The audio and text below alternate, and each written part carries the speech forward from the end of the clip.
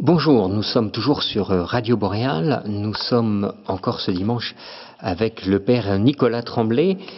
Et ne vous inquiétez pas, le Père Martel nous rejoindra bientôt.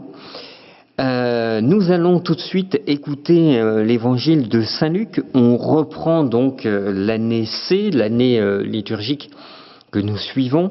Et donc nous retrouvons l'évangile de Saint Luc.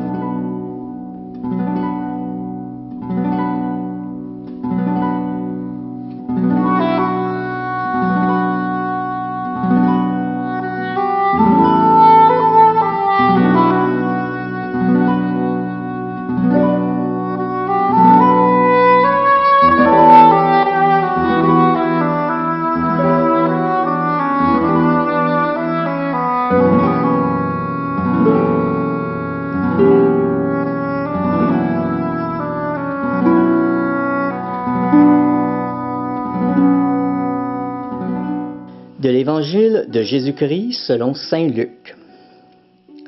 Le peuple venu auprès de Jean-Baptiste était en attente, et tous se demandaient en eux-mêmes si Jean n'était pas le Messie. Jean s'adressa alors à tous. « Moi, je vous baptise avec de l'eau, mais il vient, celui qui est plus puissant que moi. Je ne suis pas digne de défaire la courroie de ses sandales. Lui vous baptisera dans l'Esprit Saint et dans le feu. » Comme tout le peuple se faisait baptiser et que Jésus priait, après avoir été baptisé lui-même, alors le ciel s'ouvrit. L'Esprit Saint descendit sur Jésus sous une apparence corporelle comme une colombe. Du ciel une voix se fit entendre. « C'est toi mon Fils bien-aimé, en toi j'ai mis tout mon amour. »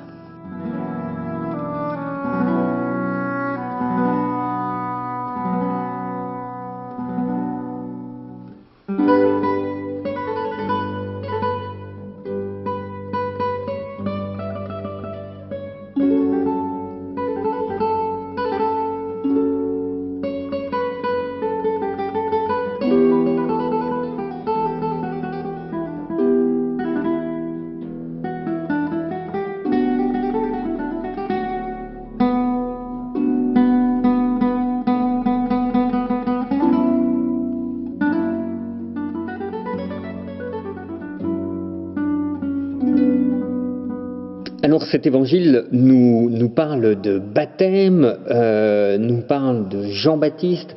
Alors c'est peut-être un peu compliqué cet évangile. Le feu, on nous parle du feu, on nous parle d'eau.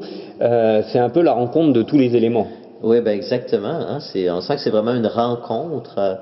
On sent que c'est vraiment il y a un passage qui est en train de se faire, que Jean-Baptiste exprime clairement. Donc Jean-Baptiste qui à la fois est un petit cousin de Jésus dans l'ordre des généalogies humaines, mais qui est surtout un prophète venu pour l'annoncer. Et là il nous dit, moi je baptise avec de l'eau, mais quelqu'un d'autre va venir qui lui va vous baptiser dans l'Esprit Saint et le feu. Fait qu'il annonce clairement un passage, une transition de quelque chose à quelque chose d'autre. Oui, mais alors, justement, Jean-Baptiste, il dit, il y a quelqu'un qui va vous baptiser dans le feu. Moi, j'ai assisté à plusieurs baptêmes et on nous verse de l'eau sur le front. On nous verse pas du feu, d'ailleurs, heureusement, parce que je pense qu'on prendrait feu sinon. Oui. Et l'eau, bon, ben ça va, on se noie pas. Mais est-ce que c'est réellement ce baptême dont parle Jean-Baptiste? Ben ça, c'est une grande question que vous abordez là. Ce qu'on voit dans l'Évangile, c'est que Jésus vient, il est baptisé physiquement dans l'eau. Jean-Baptiste le reçoit et le plonge dans l'eau de la rivière. Mais au moment où il ressort de l'eau, là, il y a quelque chose d'unique qui survient, que les autres personnes qui sont venues avant n'ont pas vécu, que Jésus reçoit, descend sur lui l'Esprit Saint. Alors, le baptême de feu, l'expression de feu veut exprimer une réalité qui est symbolique. On ne le baptisera pas, comme vous dites, en sortant une torche et puis en brûlant la personne qui se fait baptiser. Mais ce qui est intéressant, c'est le passage. Et donc, c'est le passage dans le langage biblique de ce qu'on appelle, je ne sais pas si tout le monde est familier avec ça, mais qu'on appelle l'Ancien Testament à le Nouveau Testament, qui commence justement avec la venue de Jésus. Certains vont parler d'alliance, hein, la première alliance et la seconde alliance. Voilà. Ou encore, on va parler d'alliance annoncée et d'alliance réalisée. Hein, annoncée dans l'Ancien Testament, réalisée. Et la grande différence qui est exprimée ici dans ce passage de l'eau au feu, c'est que justement dans l'Ancien Testament ou dans l'Ancienne Alliance, Dieu invitait à la conversion, comme le fait Jean-Baptiste. Il dit quittez vos habitudes d'injustice et puis commencez à vivre dans la justice, arrêtez de mépriser les pauvres, etc., etc. Mais c'est simplement un appel à la conversion. Et la personne doit elle-même changer sa vie. Alors que dans ce qui s'en vient, le baptême de feu, l'expression baptême de feu, signifie que dans l'Ancienne Alliance, ce ne sera pas simplement des paroles. Celui qui va venir ne va pas juste inviter à la conversion, il va avoir le pouvoir de transformer les cœurs, d'agir dans les cœurs. Donc, communiquer l'Esprit Saint. Donc, dans l'Ancienne Alliance, la loi, c'est un commandement extérieur, il faut que tu fasses cela. Dans la Nouvelle Alliance, la loi, ce n'est pas un commandement extérieur, c'est un don. Le don de la puissance de l'Esprit qui vient changer nos cœurs et qui nous rend capables d'aimer, qui nous rend capables d'accomplir ce que la loi demande. Alors tout ça, ça entraîne beaucoup de réflexions. Moi, je vois, j'ai l'impression, cette conversion, c'est comme un peu un appel extérieur au départ, et puis après, c'est un appel intérieur. Si je comprends bien, hein, j'essaye de reprendre. Exactement, c'est ça. C'est en plein ça. Et donc, nous, on est invités à passer dans nos vies sans cesse d'une fidélité qui peut être extérieure, j'essaie de faire des choses qui me sont demandées, à une fidélité intérieure, où il y a en moi, je reçois en moi cet esprit qui, de l'intérieur, m'enseigne comment je dois vivre, m'enseigne comment trouver le bonheur, etc., etc. Un peu comme la semaine dernière, on parlait donc de l'agir et l'être. Et là, comme si, encore une fois, on était sur l'acte extérieur et l'acte intérieur. Hein. Exactement. On reste un peu dans cette même dynamique d'un passage, puis de la correspondance entre ce que l'on est et ce que l'on fait. Hein. Voilà. Ça. Alors maintenant, pour revenir un peu au texte, oui. Moi je suis frappé de voir l'Esprit Saint descendit sur Jésus sous la forme corporelle ou sous l'apparence corporelle, comme une colombe. Donc, c'est quoi l'importance du corps? Pourquoi on signifie corporel dans ce texte-là? Ben d'abord parce que l'Esprit Saint en lui-même, il est invisible, il n'a pas de corps, donc l'Esprit peut être communiqué à différentes personnes, mais sans qu'on le voie. Mais dans cet évangile-là, l'Esprit est rendu visible de manière corporelle, pour que Jean-Baptiste puisse en témoigner et que les gens puissent voir qu'il se passe quelque chose. Autrement, on ne saurait pas. Comment savoir que l'Esprit Saint vient de descendre sur Jésus s'il n'est pas manifesté de manière visible? Alors, quand je célèbre des baptêmes aujourd'hui, souvent on utilise ce texte-là et je dis aux gens, ben, ce jour-là, l'Esprit a été rendu visible parce que c'était la première fois qu'il y avait un baptême dans l'Esprit Saint. Il fallait qu'il soit rendu visible. Aujourd'hui, quand on baptise, l'Esprit Saint est communiqué aussi à travers le nom du baptême. Mais je dis aux gens, probablement que vous ne verrez pas de colombe. Peut-être qu'il y en a qui la voient, je ne sais pas. Ils ne me l'ont pas dit. Mais habituellement, donc, l'Esprit n'est pas rendu visible comme ça. Alors ça, c'est par rapport à l'Esprit, puis merci de l'explication. Mais on entend aussi, c'est toi mon fils. Voilà. Alors, est-ce que ça veut dire que l'Esprit Saint, c'est lui qui dit c'est toi mon fils? Comment ça fonctionne? Donc, alors si on reprend les deux ensemble, c'est une expérience extraordinaire. Donc, on entend quelque chose et on voit quelque chose. On entend une parole qui vient du ciel, tu es mon fils bien-aimé. Et on voit la colombe qui est donc une manifestation de l'Esprit Saint. Alors, tout ça vient du ciel. Donc, si la voix dit « tu es mon fils », ben, ça suppose que c'est la voix d'un père, puisqu'il dit « Tu es mon fils ». Donc, c'est la voix du Père qui se fait entendre. Et l'Esprit Saint, sous la forme de la colombe, vient aussi du ciel, donc lui aussi est envoyé par le Père. Hein, donc, c'est la voix du Père qui fait entendre cette parole, et c'est le Père qui envoie aussi l'Esprit Saint sur Jésus. Est-ce qu'on a aussi est-ce qu'on n'aurait pas, par hasard, parce que là je biaise un peu ma question en donnant un peu la réponse, mais est-ce qu'on n'aurait pas ici la première des Trinités, à savoir celui qui aime, celui qui est aimé et l'amour même, qui serait l'Esprit Saint? Est-ce que c'est pas finalement révélé dans ce texte la première Trinité, la première Trinité amoureuse, hein, celui qui aime, celui qui est aimé et l'amour même. Voilà, donc c'est une manifestation, effectivement, c'est pas la première, il y en a d'autres dans la Bible, mais c'est une manifestation, effectivement, très claire de ce qu'on appelle la Trinité.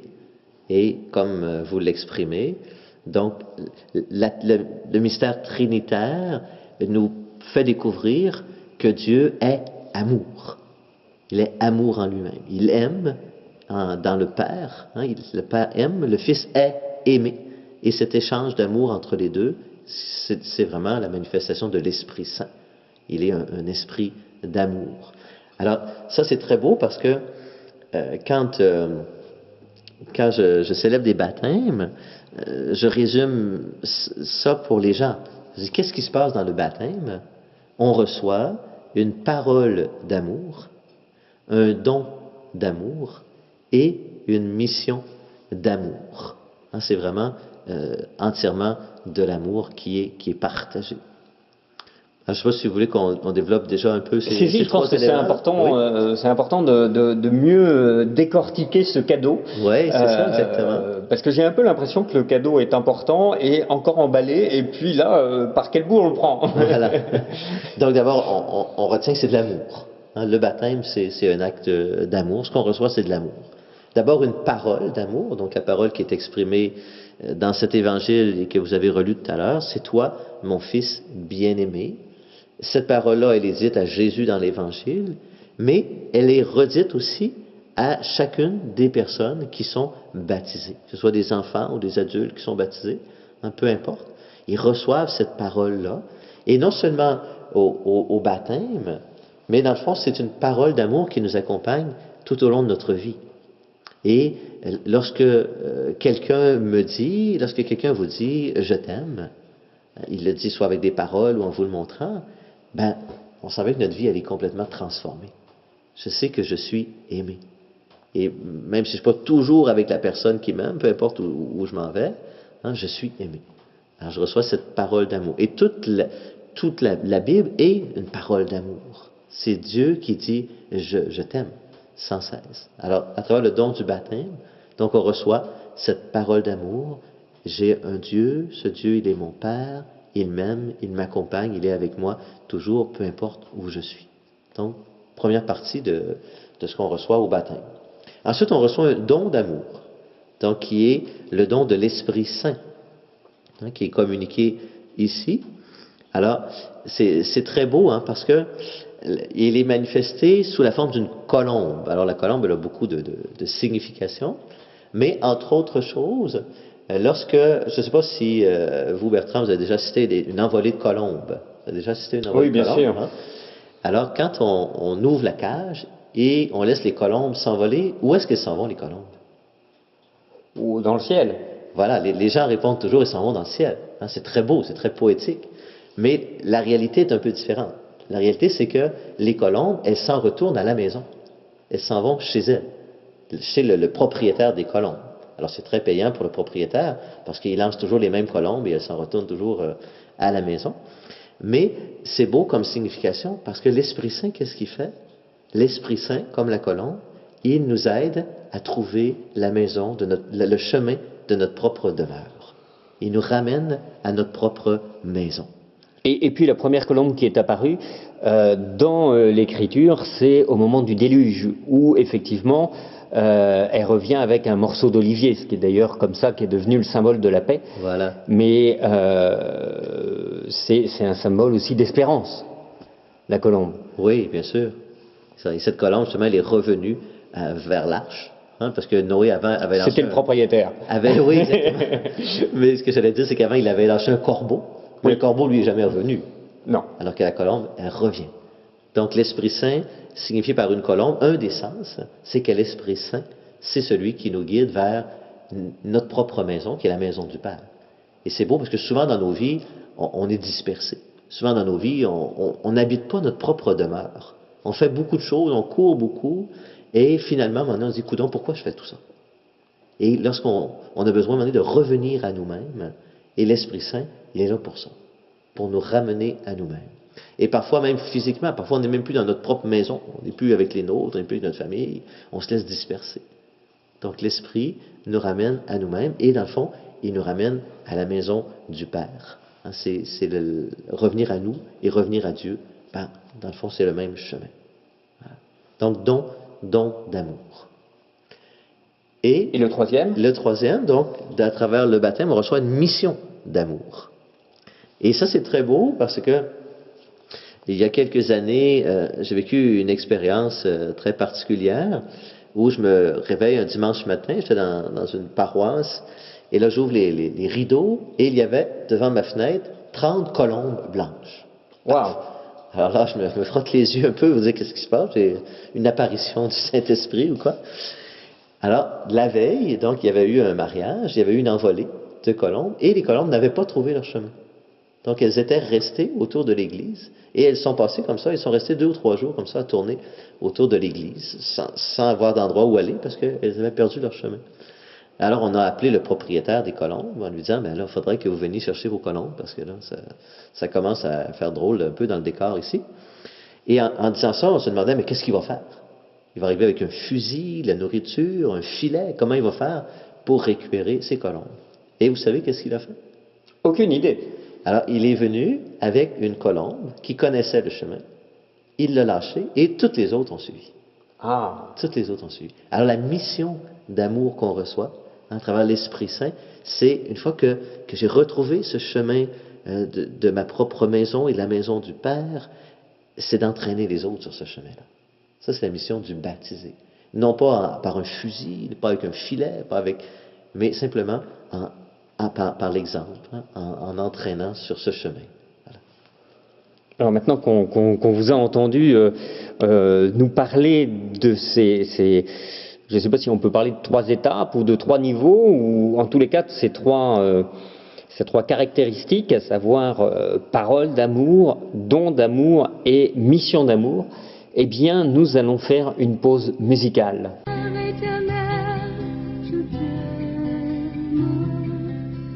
Mon souffle attend toi, rien au cœur de mon âme ne se ferme, qu'on s'ouvre à tes bras, à tes pieds, ton amour me ramène, quand j'ai soif et j'ai faim de ta voix.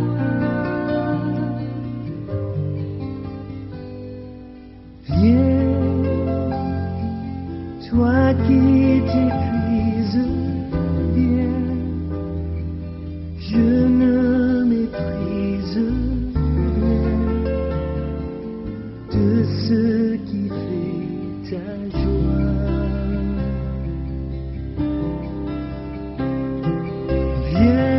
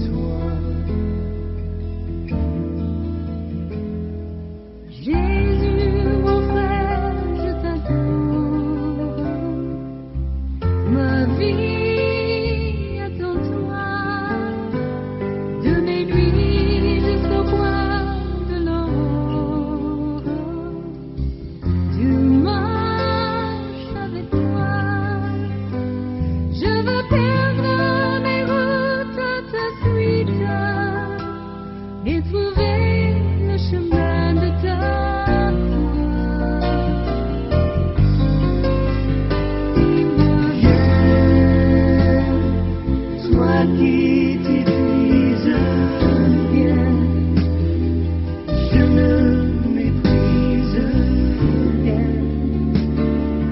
de ce qui fait ta joie.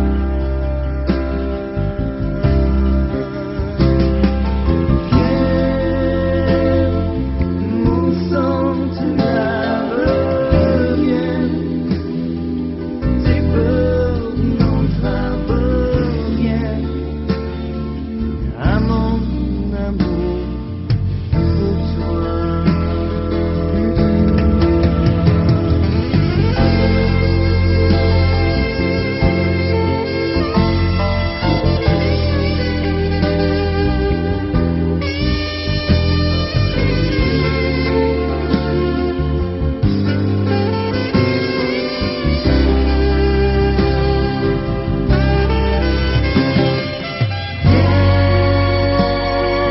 Toi qui t'épuises bien, je ne méprise rien de ce qui fait ta joie.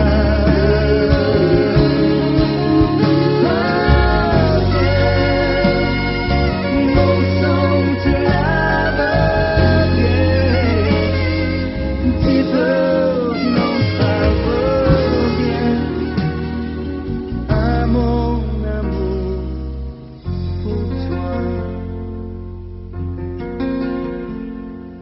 Père éternel, je t'aime. Je t'aime. Jésus, mon frère, je t'adore. Je t'adore.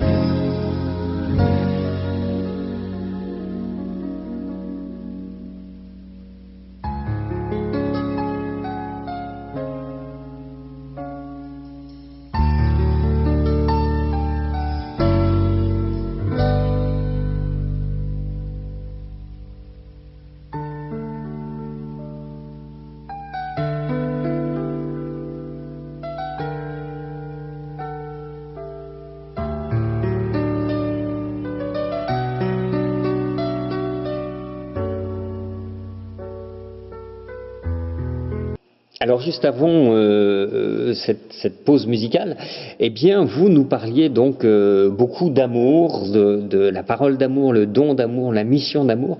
Est-ce que finalement tout ça c'est pas une histoire à l'eau de rose là, puis avec les violons, puis on s'aime, puis tout le monde est beau, tout le monde est gentil, puis est-ce que finalement c'est pas un peu guimauve, j'allais dire, tendresse et bisounours? En fait, c'est plutôt l'inverse. Hein, tout l'Évangile est là justement pour nous montrer qu'est-ce que c'est le véritable amour. Parce qu'effectivement, quand on utilise ces mots-là, et bon, tout à l'heure, c'est beau, hein, on a parlé d'amour, on a parlé de la colombe, et puis c'est des images qui pourraient sembler un peu superficielles, et puis poétiques, et puis tout ça. Mais il y a toute la suite de l'Évangile qui va venir après et qui va expliciter qu'est-ce que ça veut dire.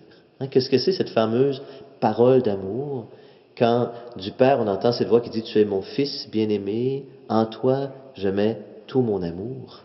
Qu'est-ce que cela veut dire?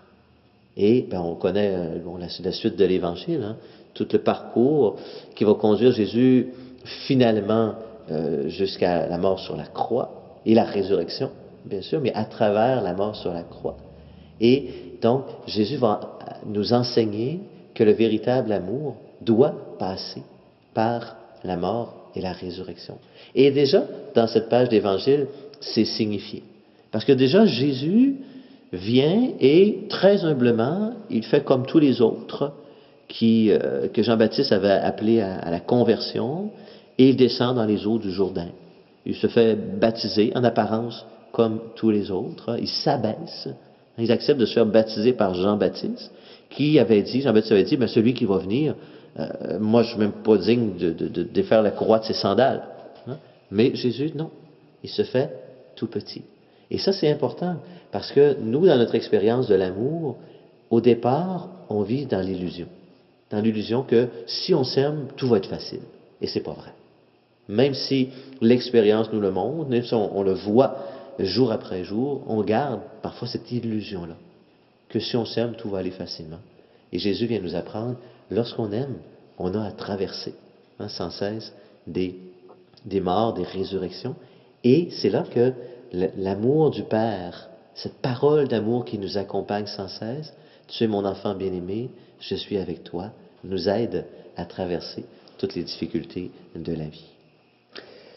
Alors, ce que j'entends, effectivement, est très beau et très vrai, parce que c'est pas facile d'aimer tous les jours. C'est une expérience à la fois dans la fidélité et dans la durée, de pas changer, j'allais dire, d'amour comme de chemise.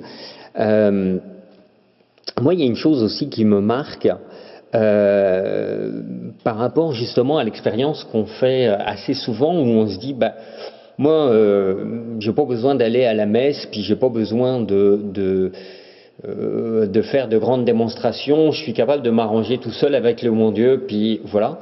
Et là, dans ce texte, moi, ça me marque, voilà, tout le peuple va se faire baptiser, et Jésus priait. Et donc, ça, c'est quelque chose qui me paraît important. Cette particularité, Jésus qui est Jésus, qui est reconnu d'ailleurs aussi bien par les juifs, les musulmans que les chrétiens, donc c'est quand même un personnage à la fois historiquement reconnu et personne ne doute de sa sainteté. Et lui, il priait. Alors moi, parfois, je me dis, je peux m'arranger, la messe le dimanche, c'est l'histoire de curé, tout ça, je suis pas obligé. Comment vous réagissez à ça? Deux choses. La première, donc, l'importance de la prière, l'importance fondamentale de la prière. Comme vous le dites, si Jésus lui-même priait, et souvent on le voit en prière dans les évangiles, c'est clair que chacun d'entre nous, on a besoin, nous aussi, de s'arrêter. On a besoin de prier. Et quand on s'arrête, on découvre des choses nouvelles. Des choses que tout le va-et-vient, puis le bruit de la société, puis des fois nous cache. Et on a besoin de s'arrêter et de retrouver cette dimension d'intériorité. Ensuite, il y a la prière avec les autres.